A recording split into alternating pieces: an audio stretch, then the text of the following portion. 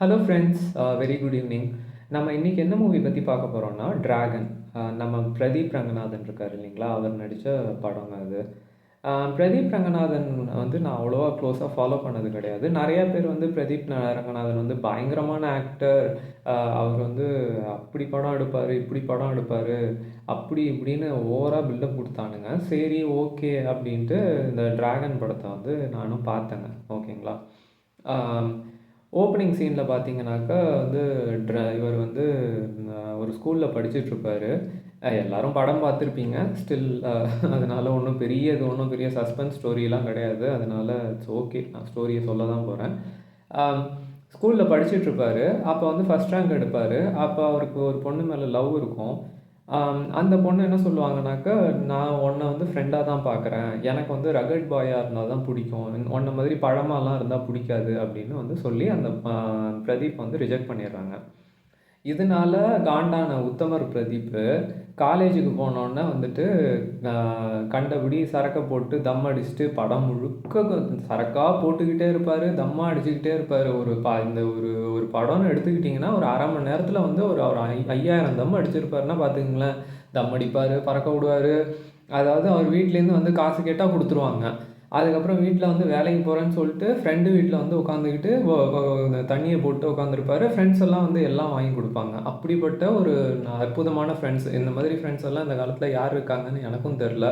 எனக்கு ஒருத்தனும் எதுவும் வாங்கியும் கொடுத்தது கிடையாது. நல்ல விஷயத்துக்கே எதுவும் செலவு பண்ண மாட்டேங்கிறாங்க. இதில் இந்த மாதிரி சரக்கு போடுறதுக்கு வந்து வாங்கி கொடுப்பாங்க.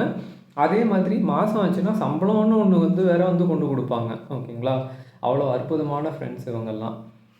அதுக்கப்புறம் வந்து இந்த மாதிரி இருக்கிற இதில் வந்து திரும்பவும் இன்னொரு பொண்ணு மேலே இவருக்கு லவ் வருது.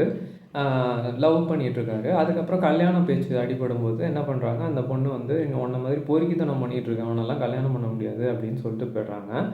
அப்போ வந்து இவர் வந்து ஆஸ் யூஷுவல் தனுஷ் மாதிரி ஓவராக ஆக்ட் பண்ணுறேன் அப்படின்ட்டு பொறுக்கித்தனமாக வந்து அந்த ரெஸ்டாரண்ட்டில் வந்து ஒன்று அரைஞ்சனா, இது பண்ணனா, அது பண்ணனா அப்படின்னு வந்து இல்லாததெல்லாம் பண்ணிகிட்ருப்பாரு.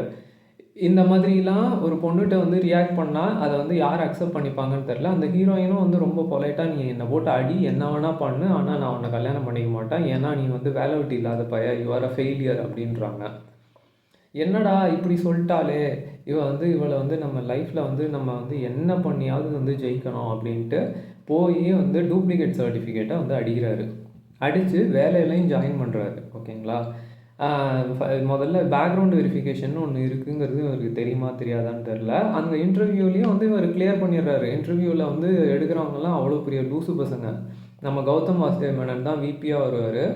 அவர் வந்து இன்டர்வியூவில் வந்து ஃபென்டாஸ்டிக் பர்ஃபார்மன்ஸ் அப்படின்ட்டு அவரை வந்து எடுக்கவும் செஞ்சுருவார். அது இன்டர்வியூவும் சீட் பண்ணி தான் பாஸ் பண்ணுவார்னு வச்சுக்கோங்களேன். அங்கே ஒருத்தன் உட்காந்து பதில் சொல்லிகிட்டு இருப்பான். இவர் வந்து வாயை வந்து லிப்ஸிங்க் மட்டும் பண்ணிகிட்ருப்பார். உள்ளே போகிறாரு. பயங்கரமாக ஒர்க் பண்ணுறாராம்மா. ஓகேங்களா. எந்த விதமாக படிப்புங்கிறது அந்த ஒரு 4 வருஷத்தில் வந்து அவர் படிப்பு புக்கை தொட்டது கூட கிடையாது. ஆனால் வந்து ஆல் ஆஃப் சடன் வந்து அப்படியே ஒரு ஐடி கம்பெனியில் வந்து என்ட்ரு ஆனோன்னே அந்த ஒரு மோட்டிவேஷனில் அப்படியே அந்த ஒரு மாதத்தில் ஓகே கோடிங்காவது ஏதோ அப்படி இப்படி கற்றுக்கலான்னு வச்சுக்கோங்களேன். ஒரு மாதம் 2 மாதம் வந்து எஃபர்ட் போட்டால் கற்றுக்கலாம். ஓகே ஃபைன், அதாவது ஓகே அக்செப்ட் பண்ணிக்கலாம்னு வச்சுப்போம். அதுக்கப்புறம் வந்து பயங்கரமாக ஒர்க் பண்ணி இவர் வந்து என்ன பண்ணுறாரு, ஐடி கம்பெனியிலேருந்து வந்த சம்பளத்தில் ஒரு பெரிய வில்லா, அந்த வில்லாலாம் பார்த்தீங்கன்னா இன்றைக்கி வந்து ஒரு 3 கோடி 4 கோடி இருக்குங்க. அந்த 3 கோடி 4 கோடி வில்லா எவன் வந்து ஐடி கம்பெனியில், எனக்கு தெரிஞ்சு கூகுளில் ஒர்க் பண்ணுறவனால கூட அப்படிலாம் வந்து போனோன்னா ஐடி கம்பெனியில் ஜாயின் பண்ணோன்னு வாங்கிட முடியாதுங்க. ஏன்னா இன்கம் டேக்ஸ்னு ஒன்று இருக்குது. இன்கம் டேக்ஸை கட்டி கூகுளில் வந்து அவன் 1 கோடி ரூபா சம்பளம் வாங்கினா கூட அவனால் வந்து அந்த வில்லாவெல்லாம் வாங்க முடியாது டக்குன்னு. ஆனால் இவர் வந்து சாதாரண ஐடி கம்பெனியில் அதுவும் தருதலையாக சுற்றிட்டு இருந்தவர் உள்ளே போனோன்னே வந்து இந்த மாதிரி வில்லா வாங்கிடுவார். அதோட இன்னொரு பியூட்டி பாருங்கள், ஆடி கார் வாங்கிடுவார். எனக்கு தெரிஞ்சு பல விபிஸ்லாமே இன்றைக்கும் வந்து ஹுண்டே வந்து இந்த நியாஸு இந்த மாதிரி காரில் எம்டி எல்லாமே ஹுண்டே நியாஸில் வந்து நான் பார்த்துருக்கேன். ஓகேங்களா. இல்லைனா கேப் பிடிச்சி வந்து பார்த்துருக்கேன். ஏன்னா இன்கம் டேக்ஸு இந்தியாவில் அவ்வளோ இருக்குது. இவர் வந்து உள்ளே போனோன்னே இவர் வந்து 2 வருஷத்தில் ஆடி கார் வாங்கிடுவார். ஆடி கார் என்ன விலைன்னு தெரியுமா? இல்லை, ஆடி காரை வந்து மெயின்டெனன்ஸ் வந்து எவ்வளோ, ஒரு வருஷத்துக்கே மெயின்டெனன்ஸ் சார்ஜஸ் வந்து 3rd இயர் 4th இயர்லேருந்து ஆடி கார்லாம் வந்து 1.5 lakhs வரைக்கும் வருங்க. டயர் மட்டுமே வந்து அடிக்கடி மாற்றணும். நீங்கள் வருஷம் 15,000 கிலோமீட்டர்ஸ் ஓட்டுறீங்கனாக்கா அதுக்கு டயர் சேஞ்ச் காஸ்ட் மட்டுமே வந்து 60K 70K மேலேயே வரும் எனக்கு தெரிஞ்சு. ஏன்னா ஒரு டயர் வந்து 15Kயாவது மினிமம் இருக்கும். நான் சொல்கிறது பேசிக் வேரியண்ட் ஆஃப் Audi வச்சுருந்தா கூட. ம். இது ஓகேவா? இதெல்லாம் வந்து ரொம்ப பிரமாதமான லாஜிக்கு. அதுக்கப்புறம் மிஷ்கின் வந்து அவர் தான் பிரின்சிபல். அவர் வந்து ஒரு நாள் வந்து இவரை பார்க்குறாரு. என்னடா இவன் நம்ம அங்கே காலேஜில் வந்து ஒன்றுத்தும் உருப்படாமல் சுற்றிட்டு இருந்தான். இங்கே வந்து இந்த மாதிரி வாழ்ந்துட்டு இருக்கானே அப்படின்ட்டு உள்ளே வந்து என்ட்ராகிறாரு. என்ட்ராகி அவன் கம்பெனியில் வந்து அவனை சட்டையை பிடிச்சி மிரட்டுறாரு. ஒழுங்கு மரியாதையாக வந்து நீ வச்ச அரியர்லாம் இவர் வந்து 48 அரியர் வச்சுருப்பாரு. ஓகேங்களா? 48 அரியரையும் வந்து கிளியர் பண்ணிடு. இல்லைன்னா நான் உன்னை வந்து விபிட்ட போட்டு விட்ருவேன் அப்படின்னோடனே சார் இவரும் வேறு வழி இல்லாமல் வந்துட்டு காலேஜுக்கு திரும்ப போகிறாரு. ஆஸ் யூஷுவல் எல்லா பிரதி படத்துலையும் இருக்கிற ட்விஸ்ட் மாதிரி இங்கேயும் வந்து இது வந்து பெரிய ட்விஸ்ட் ஆமாம். ஓகேங்களா? அதுக்கப்புறம் காலேஜுக்கு போனோன்னே அங்கே பார்த்தீங்கன்னா குட்டி ட்ராகன்னு ஒரு நாதாரி ஒருத்தன் உட்காந்துருப்பான். அந்த குட்டி ட்ராகன்னா இவனை மாதிரியே இவரை வந்து அப்படியே பெரிய வந்து இன்ஸ்பிரேஷனாக எடுத்து அந்த உருப்படாத வேலையெல்லாம் பண்ணிகிட்ருப்பான். இவர் வந்து படிக்கணும்னு போவார். இப்போ போய் பார்த்தா தான் தெரியும் அவர் பண்ண அட்டூழியம்லாம் வந்து எவ்வளோ வந்து கேவலமாக இருந்தது அப்படிங்கிறது. போய் படிப்பார். இதில் என்னென்னா இது வந்து ஒரு கம்பெனியில் ஒர்க் பண்ணிக்கிட்டு, அதாவது கம்பெனியில் ஒர்க் ஃப்ரம் ஹோம் கேட்டுட்டு அந்த விபி வந்து ஒர்க் ஃப்ரம் ஹோமாக கொடுத்துருவாரு. ஓகேங்களா? இவர் காலேஜில் உட்காந்து ஃபோக்கஸும் பண்ண மாட்டார். அந்த ஆஃபீஸ் ஒர்க்கை பார்த்துட்ருப்பாரு. ஆனால் வந்து இவர் பேப்பரையும் கிளியர் பண்ணணும். இப்போ வந்து வச்சுருக்கிற அரியரோ ஏகப்பட்ட அரியர். இப்போ வந்து ஒரு 40 பேப்பரோ 48 பேப்பரோ ஏதோ அரியர் வச்சுருப்பாருன்னு வச்சுக்கோங்களேன். ஒரு செமஸ்டரில் நீங்கள் வந்து காலேஜ் படித்தவங்க எல்லாருக்குமே தெரியும், 48 பேப்பர்லாம் எவனாலையும் கிளியர் பண்ண முடியாதுங்க. ஏன்னா எக்ஸாமில் வந்து ஷெட்யூல்னு ஒன்று இருக்குது. அது வந்து கான்ஃப்ளிக்ட் இருக்கும் ஃபஸ்ட்டு.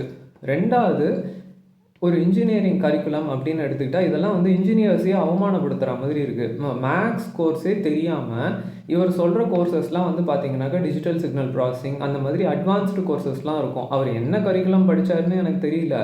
ஆனால் வந்து இவர் அட்வான்ஸ்டு கோர்சஸ்லாம் வந்து அசால்ட்டாக கிளியர் பண்ணுவார் இவர்.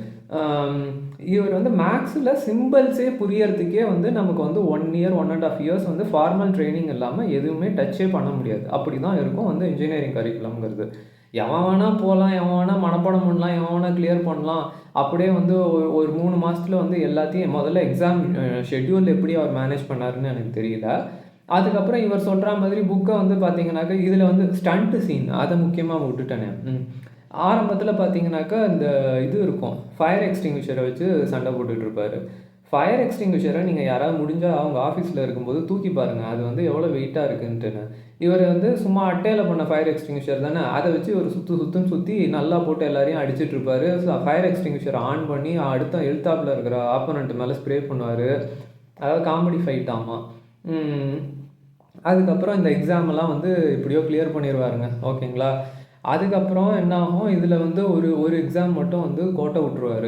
அந்த கோட்டை விட்ட எக்ஸாமை வந்து திரும்ப பேப்பர் சேஸ் பண்ணி வந்து இது பண்ணியிருப்பார், பாஸ் பண்ணியிருப்பார். அதனால ஒரு பையனுக்கு வந்து நிஜமாவே லைஃப்பில் இம்பேக்ட் ஆகிருக்கும். அதனால அவன் வந்து சூசைட் அட்டெம்ப்ட் பண்ணியிருக்கான் அப்படின்ட்டு இவன் ஃப்ரெண்டு வந்து ஒருத்தன் வந்து சொல்லுவான். அப்போ போய் பார்க்கும்போது தான் தெரியும், இவனோட பேப்பரையும் அவன் வந்து ஃபஸ்ட் ரேங்க் எடுக்கிற பையன், நம்ம உத்தமர் பிரதீப்போட பேப்பரையும் இவன் பேப்பரையும் வந்து ஸ்வாப் பண்ணியிருப்பாங்க. அதனால உத்தமர் பிரதீப் வந்து பாஸ் பண்ணியிருப்பார். இவன் வந்து ஃபெயில் ஆகிருப்பான். அதோட இதை வந்து பின்விளைவை வந்து உணர்ந்து இவருக்கு வந்து கல்யாணம்லாம் அரேஞ்ச் ஆகிருக்கும். அவங்க வந்து மாமனார் வீட்லேயும் எதுவும் வெரிஃபைவே பண்ணியிருக்க மாட்டாங்க. அப்படியா, அவுடி கார் வச்சுருக்கானா ரைட்டுப்பா, வில்லா வச்சுருக்கானா ரைட்டு, இதெல்லாம் ஓகே, எல்லாம் ஓகே தான் அப்படின்ட்டுருவாங்க. இவர் வந்து கல்யாணம் எல்லாம் அரேஞ்ச் ஆகி மணமேடையில் வந்து தாலி கட்டும்போது பிரதீப் வந்து உத்தமராக மாறிடுவார். இது வந்து கோமாளி படத்துலேருந்து இதே ஸ்கிரிப்ட் தான். கடைசி சீனில் வந்து உலகத்தில் எல்லாரும் உத்தமனாக மாறிடுவானுங்க. அந்த மாதிரி இவரும் வந்து உத்தமராக மாறி இவர் வந்து பண்ண தப்பெல்லாம் வந்து ஒத்துக்குப்பார். ஓகேங்களா? அதுக்கப்புறம் ஸ்விக்கியில் வந்து வண்டி ஓட்டிக்கிட்டே வந்து ஒரு பார்ட் டைமில் வந்து இன்ஜினியரிங் வந்து ஜாயின் பண்ணி மிஷ்கின் வீட்டுக்கு போய் டெலிவர் பண்ணுவார். அதை பார்த்து இம்ப்ரெஸ் ஆன மிஷ்கின் வந்து நீ எதுவும் கவலைப்படாதப்பா, உனக்கு வந்து என் பொண்ணை நான் தரேன் அப்படின்னு வீட்டுக்கு வந்து சம்மந்தம் பேசுவாருங்க. இதில் ஏதாவது ஒரு எலமெண்ட்டாவது ரியலிஸ்டிக்காக இருக்கா? ஃபஸ்ட்டு இன்ஜினியர்ஸை அவமானப்படுத்தணுங்கிறதுக்குன்னே இந்த படத்தை எடுத்திருக்கானுங்க. எவனாலையும் இவன் சொல்கிற பேப்பரெல்லாம் வந்து இன்ஜினியரிங் படித்தவங்களுக்கு தெரியும் எவ்வளோ கஷ்டம் இருக்குதுன்னு. மேக்ஸ் எல்லாம் வந்து நாங்கள்லாம் வந்து 5-6 செமஸ்டர் படித்தவங்க. 6 செமஸ்டர் படிச்சா தான் இவன் சொல்ற பேப்பர்லாம் வந்து என்னன்னே புரியும். இவர் வந்து அப்படியே இவரு பெரிய இது ஸ்ரீனிவாச ராமானுஜம் இவரு. இவர் வந்து பொறந்தோனே மேத்ஸ் புக்கோட பொறந்தவர் இல்லைங்களா?